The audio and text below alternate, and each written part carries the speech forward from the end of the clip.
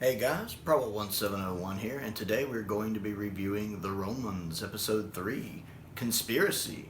I really enjoyed this episode. The Romans has really been growing on me. I didn't really like Episode 1 a lot, but Episode 2 I really enjoyed. Maybe it was just switching back gears to it, because I watched Episode 1 of The Romans, and then I watched Planet of Fire, which was also good. And then I switched back to the Romans, and 80s Doctor Who and 60s Doctor Who are filmed very differently, whereas 60s Doctor Who is filmed almost like a teleplay, which I like. I really enjoy theater and all that. That was actually my major in college. So I enjoyed that shift back to this. I think one of the reasons the Romans is really working for me is I think the performances are really good. I'm very much enjoying the performances here. Hartnell is really good here. All three of the companions, Ian, Barbara, and Vicky, are really good here. I'm enjoying all of them. They all have stuff to do in the story, which I like. I'm loving the guy playing Nero. He is really good. I'm absolutely loving him. And the woman playing Nero's wife, she's great. I like her. She has this kind of Lady Macbeth thing going on with her that I like. You can tell who wears the pants in the relationship between her and Nero. I like that Nero does pull off that self-indulgent child in a grown man's body really well. He is someone who you could tell has just been spoiled, been given everything, kind of inherited his title.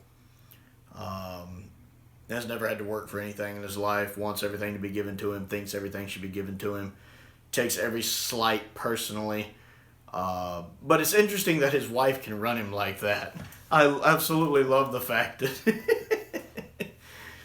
and his wife is very much that Lady Macbeth type of, how does this benefit me? It's all about me. I like being empress. I don't want to give that up, which I don't blame her. If I went from, being in poverty or whatever to being empress, I wouldn't want to go back.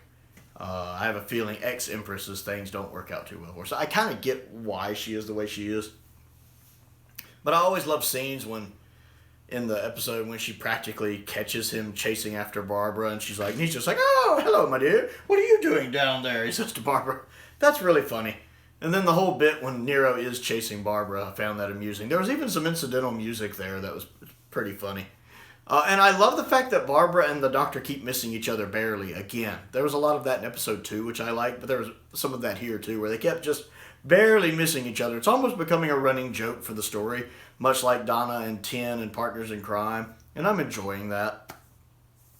The woman who makes the poisons, I liked her. I thought the acting was really well there. I still like the kind of bald guy who was obviously involved in the conspiracy. I'm guessing they're supposed to be like assassinating Nero or something, I'm not sure.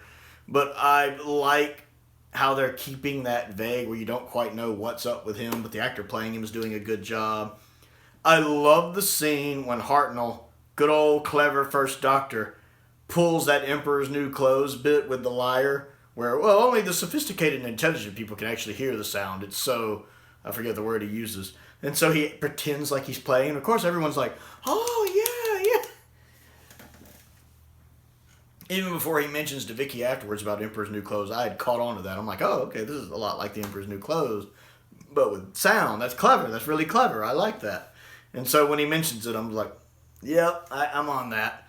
But unfortunately, that has the side effect of getting Nero obsessed with him because they applaud the Doctor the same way they would applaud Nero. And you can't do that. And so Nero takes it personally and thinks he's been insulted, even though the Doctor just saved his life because Nero was almost poisoned. I like the fact that the Doctor almost saved his life, which Nero was grateful for. Nero seemed to like the Doctor up to that point, but as soon as Nero feels the Doctor slighted him, he's, oh dear, I have to have him killed. Ooh, I know just the thing. And he wants to feed him to the lions. I'm like, man, petty childishness. What he is, he's an overgrown child. I enjoyed that. That's, I think they get Nero done pretty well. Because, he's a humorous character in the episode. He's funny to watch. The actor does a good job of getting across that he's a grown child who's been given everything and who is definitely not someone you want to cross. But he also does it in a humorous way that's funny and very fitting for a child show, which is what Doctor Who especially was at the time, a children's show. So the actor deserves some of that credit, and probably the writing and the directing as well. I really enjoyed that. I'm trying to remember what else. I really, really liked Conspiracy, which is the name of part 3, Conspiracy. It's really good. Again, Hartnell just really seems on it in this one. I like Ian in this one. I'm not surprised him and his friend that he made are having to fight each other. I expected that to happen. I kind of figured maybe I was wrong when it revealed the lions at the end of part 2, but when they announced, oh, you have to fight each other, I was like, yep, I'm not surprised. That seems kind of how that would go. So watching them, I actually like the choreography of that fight too. Usually 60s Doctor Who, the fights are, well, let's just say they're not rehearsed very much. You can tell. They're usually pretty bad, actually. You can tell they're not staged or choreographed. It's kind of just stand out there and do stuff. And it's good enough. We don't have time for another take. That's pretty much 60s Doctor Who fights. This one's actually pretty good with Ian and the other guy. When they're batting swords really fast and he's throwing the little net, I was actively impressed. I made note of that as I was watching. I was going, this is pretty good. You almost think they rehearsed it. If not, they're both doing a really good job with it.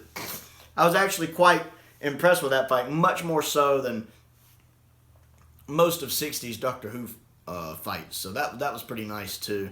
And then Barbara's good in this. I really like how Barbara is having to avoid Nero's advances while trying to figure out the situation. And again, how she keeps barely missing the Doctor.